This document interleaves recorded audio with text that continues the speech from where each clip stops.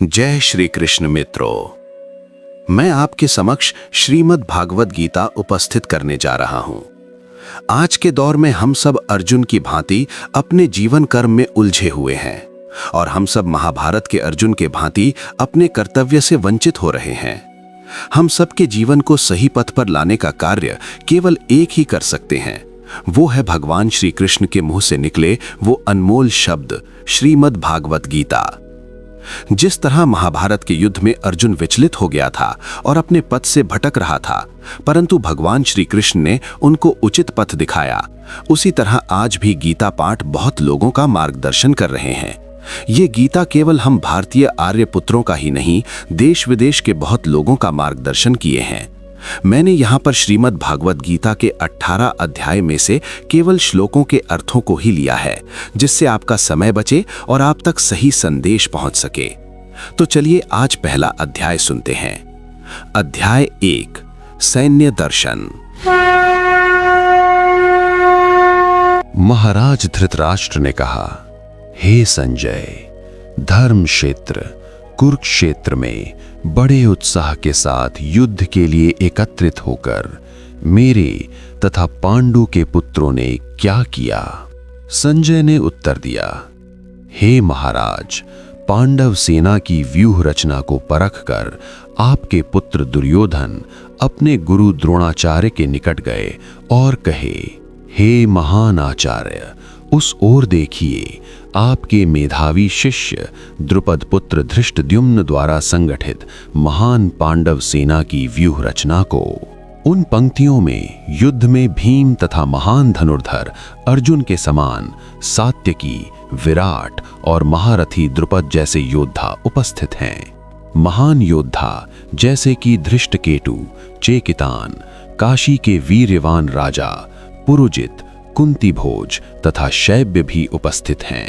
शौर्यवान युधामन्यु, साहसी उत्तमौजस, सुभद्रा पुत्र अभिमन्यु एवं द्रौपदी के पुत्र निस्संदेह महारथी हैं। यद्यपि हे ब्राह्मण श्रेष्ठ, आपको यह भी जानना चाहिए कि हमारी सेना में कौन हमारे सैन्य बल का नेतृत्व करने के योग्य हैं। आपकी जानकारी के लिए मैं उनके नाम दोहराता हूं। स्वयं आप, भीष्म तथा कर्ण सदैव युद्ध में विजयी रहे हैं एवं अश्वत्थामा, विकर्ण, भूरिश्रवा व जयद्रथ भी इसी तरह से विजयी रहे हैं। ये सभी अनेकानेक अस्त्र शस्त्रों से लैस हैं और ये युद्ध की कला में प्रवीण हैं। ये एवं कई अन्य योद्धा भी मेरे लिए अपने प्राण तक न्योछावर करने के लिए तैयार हैं। भीष्म के पराक्रम द्वारा संरक्षित हमारा सैन्य बल असीमित है। दूसरी ओर भीम द्वारा संरक्षित विपक्ष का सैन्य बल सीमित है। आपको किसी भी कीमत पर सभी सामरिक बिंदुओं में भीष्म की सहायता एवं उनको संरक्षण प्रदान करना है। तत्पश्चात कुरुवंश के पितामह भीष्म ने दुर्योधन का उत्साह बढ़ाने के लिए सिंह की भांति दहाड़ते हुए अपने शंख को ऊंचे स्वर में बजाया। उस समय शंख, नगाड़े, ढोल एवं तुरहियां एक साथ बज उठे और उनकी सम्मिलित ध्वनि आकाश में गूंजने लगी। युद्ध भूमि के दूसरी ओर श्वेत वर्षीय सुंदर अश्वों से जुड़े हुए भव्य रथ पर विराजमान माधव श्री कृष्ण और अर्जुन ने दोनों ने अपने अपने दिव्य शंखों को बजाए। ऋषिकेश श्री कृष्ण ने पांचजन्य नामक शंख को बजाया। धनंजय अर्जुन ने देवदत्त नामक शंख को बजाया। वृकोदर भीम ने पौंड्र नामक शंख को बजाया। कुंती पुत्र युधिष्ठिर ने अनंत विजय नामक शंख को बजाया। नकुल और सहदेव ने अपने अपने शंख सुघोष व मणिपुष्पक को बजाए। हे राजन, महान धनुर्धर काशीराज, महारथी शिखंडी, धृष्टद्युम्न, विराट, अजेय सात्यकी, द्रुपद, द्रौपदी के पुत्र तथा सुभद्रा पुत्र पराक्रमी अभिमन्यु समेत सभी ने अपने अपने शंखों को बजाए। आकाश एवं धरती में गूंजती हुई इस ध्वनि उद्घोष के कारण धृतराष्ट्र के पुत्रों के हृदय विदीर्ण हो गए। धृतराष्ट्र से संजय ने कहा, हे राजन, जैसे ही युद्ध आरंभ होने वाला था, आपके पुत्रों को युद्ध के लिए तैयार देख हनुमान के पताके से सुसज्जित रथ पर विराजमान अर्जुन ने अपना कमान को उठाया और ऋषिकेश श्री कृष्ण से इस प्रकार से कहा। अर्जुन ने कहा, हे अच्युत, मेरे रथ को दोनों सेनाओं के मध्य में ले चलिए ताकि मैं उन योद्धाओं को देख सकूं जिनसे मुझे युद्ध है।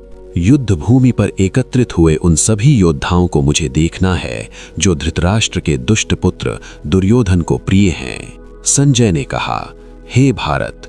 उनकी विनती पर श्री कृष्ण अर्जुन के भव्य रथ को दोनों सेनाओं के मध्य ले गए।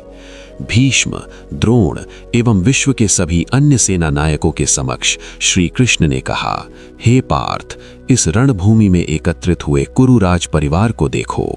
दोनों सेनाओं के मध्य अर्जुन ने पिता तुल्य परिजन, पितामह, गुरुजन, मामा, भाई, बेटे, पोते, ससुर और बंधुजनों को गौर से देखा। युद्ध भूमि में अपने समक्ष सगे संबंधियों को युद्ध के लिए तैयार देख कुंती पुत्र अर्जुन दुख एवं करुणा के कारण शोकाकुल हो गया। अर्जुन ने कहा, हे कृष्ण, अपने सगे संबंधियों को युद्ध के लिए तैयार देख मेरे अंगों से मेरा बल क्षीण हो रहा है और मेरा मुंह सूख रहा है। मेरे शरीर में कंपन हो रहा है, मेरे रोंगटे खड़े हो गए हैं, मेरी त्वचा जल रही है और गांडीव से मेरा पकड़ फिसल रहा है। हे कृष्ण, हे केशव, मेरा मन भ्रमित हो गया है, मैं धैर्य नहीं रख पा रहा हूं और मुझे अशुभ लक्षण दिखाई पड़ रहे हैं। हे कृष्ण, इस युद्ध भूमि में अपने स्वजनों का वध कर कोई लाभ दिखाई नहीं देता। न तो मुझे विजय की इच्छा है, न ही राज्य सुख के भोग की। हे गोविंद, जिनके लिए हम राज्य, सुख या जीवन की कामना करते हैं, जब वे ही हमारे विरुद्ध इस युद्ध भूमि में एकत्रित हो जाते हैं तो इनका क्या मोल रह जाता है? राज्य और उसके भोग का क्या उपयोग जब जिनके लिए हम इन सब की कामना करते हैं, हमारे गुरुजन, अग्रजा, पुत्र, पितामह, मामा, ससुर, पोते, बहनोई और अन्य सगे संबंधी जो इस युद्ध भूमि में उपस्थित हैं, वे स्वयं इस युद्ध में अपने राज्यों एवं प्राणों को जोखिम में डालने के लिए तैयार हैं। हे मधुसूदन, यदि हम वे चाहें तो मुझे मारना भी चाहें तो भी मुझे उनका वध करने की कोई इच्छा नहीं है। हे जनार्दन, अर्थात सभी जीवों के पालन करता, इस संसार पर शासन करना तो क्या, यदि हम समस्त त्रिभुवन पर साम्राज्य पालें तब भी धृतराष्ट्र की संतानों का वध करके हम कैसे सुखी हो पाएंगे? हे माधव, यदि हम अपने ही सगे संबंधियों का वध करते हैं, भले ही वे हमारे विरुद्ध क्यों न हों, तो हम पर घोर दुर्भाग्य अवश्य ही आएगा। धृतराष्ट्र के पुत्रों एवं अपने बंधुओं का वध करना उचित नहीं है। अपने ही परिजनों का वध करके हम कैसे सुखी हो सकते हैं? हे जनार्दन, हालांकि इन लोगों के चित्त लोभमय हैं और इन्हें अपने ही मित्रों से कपट करने या अपने संबंधियों का वध करने में कोई दोष दिखाई नहीं दे रहा है, अतः इस परिणाम को जानते हुए भी हम ऐसे घोर कार्य में क्यों लगें? स्वजनों के नाश से कुल की परंपरा सदैव के लिए नष्ट हो जाती है और जब रीति रिवाज मिट जाते हैं तो समस्त वंश में अधर्म प्रचलित हो जाता है। हे कृष्ण, हे वार्ष्णेय, जब अधम फैलता है तो कुल की स्त्रियां कलुषित हो जाती हैं। स्त्रियों के धर्म पतन से अवांछित संतानों की उत्पत्ति होती है। अवांछित संतान कुल और कुल की परंपरा के विध्वंसक दोनों के समक्ष एक असहज स्थिति उत्पन्न करते हैं। श्राद्ध कर्म के भंग हो जाने से उनके पूर्वजों का भी पतन हो जाता है। कुल की परंपरा के विध्वंसक के ऐसे अनर्थकारी व्यवहार से अवांछित संतानों की आबादी बढ़ती है, जो सभी पारिवारिक और सामाजिक परंपराओं को जड़ से मिटा देती है।